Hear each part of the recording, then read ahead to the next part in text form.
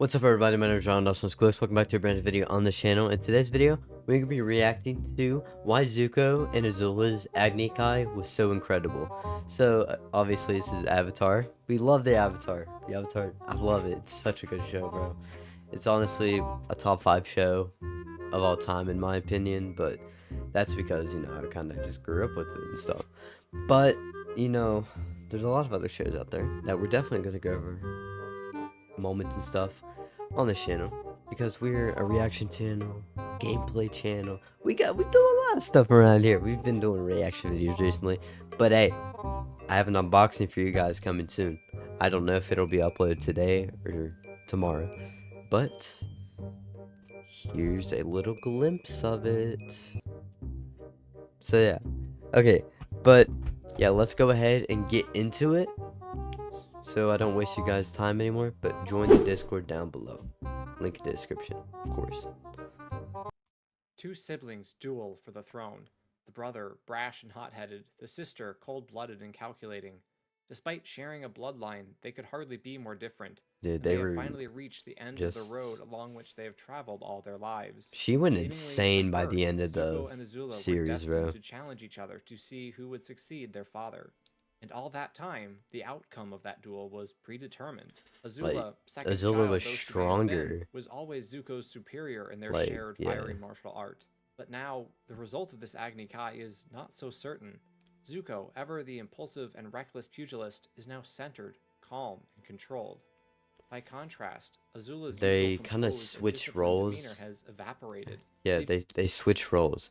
At the beginning, Zuko was kind of crazy about catching Aang and stuff, and Azula was more calm, and then they kind of switched by the end, where Zuko was calm and Azula was crazy. I'm not sure if I mixed up that. I'm sorry if I did. Leaving her on the brink of hysteria. It's a setup for a spectacular showdown that has been a long time coming. Dude, look how psychotic she looks like. I love the blue fire. The blue fire is so, my gosh. Confrontations with Azula in order to set the stage. We begin with Zuko's Agni Kai against his own father. Yeah, that's where he got a scar. Zuko's lack of decorum and rash, if good-hearted, words. In this instance, Zuko is initially willing to fight until his opponent is revealed not to be the elderly Fire Nation general, but rather Ozai in all his kingly power.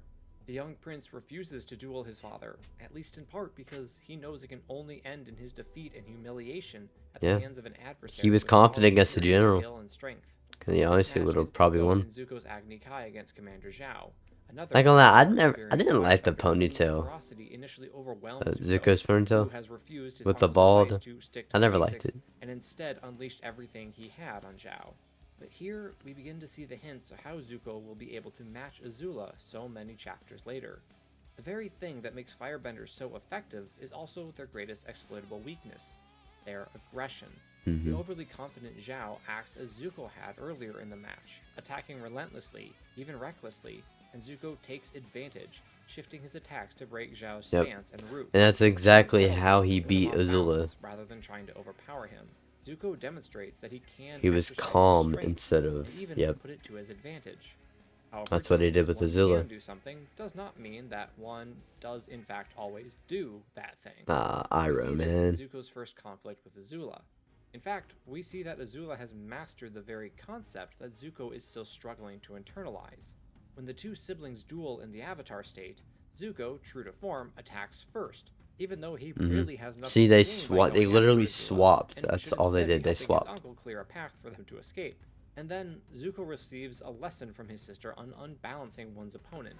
Also, if I look over here, that's just because I'm kind of looking at myself talk. I don't know why.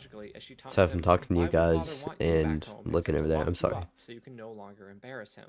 When Azula finally does strike, it is only after she has broken Zuko down and thus ensured the effectiveness of her attack. Yep, she made sure her attack actually was going to be able to hit. Well worth noting because of the devolvement present. Dude, the fire, that's so cool, the fire daggers. I love the blue. Necessary.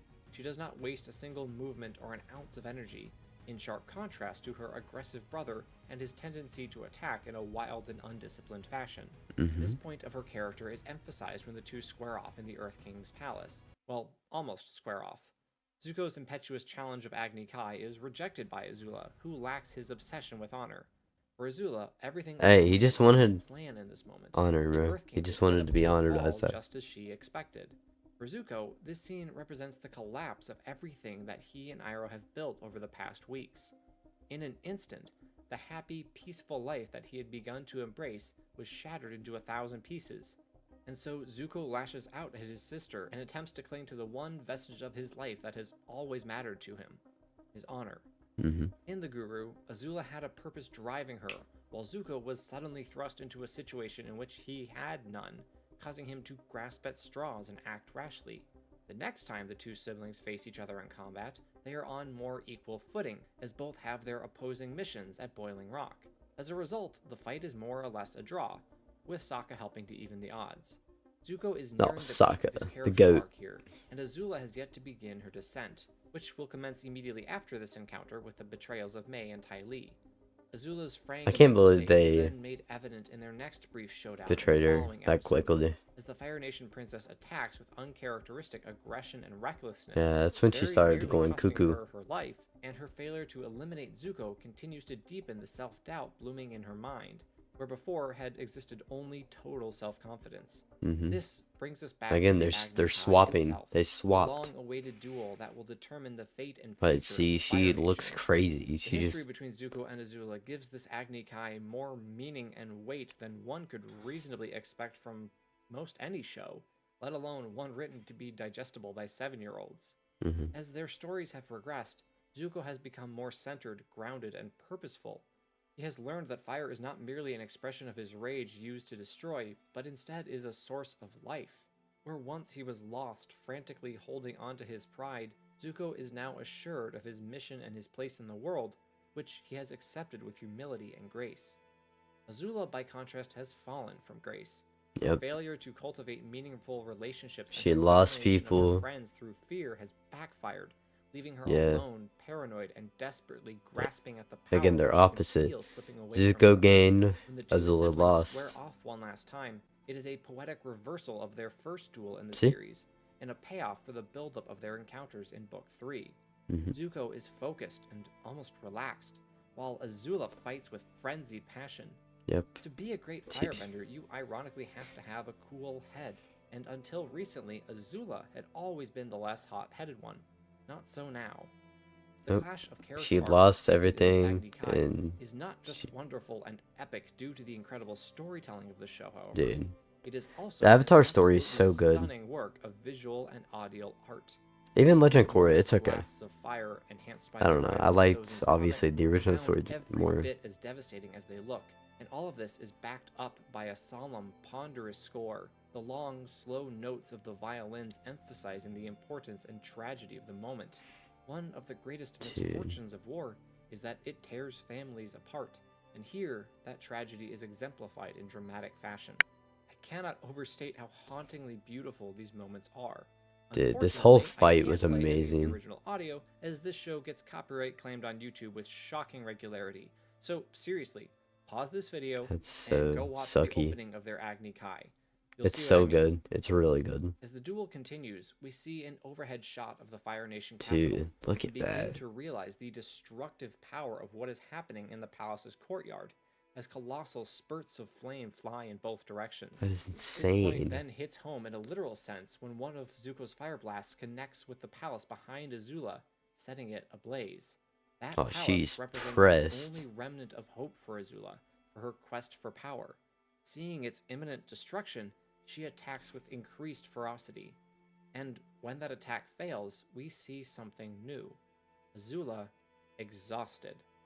In prior engagements, Never seen Azula that. was far more controlled and measured, even Yep. if outnumbered. Now, despite She facing might have an won if she opponent was of lesser controlled. skill, she has overextended and allowed her emotions she- to dictate her actions. Yep, And she that's does not exactly what regroup or Zuko used to recenter do. herself, but continues to attack frenziedly, heedlessly wasting energy until Zuko finally breaks her base with Mhm. his signature move, because of course.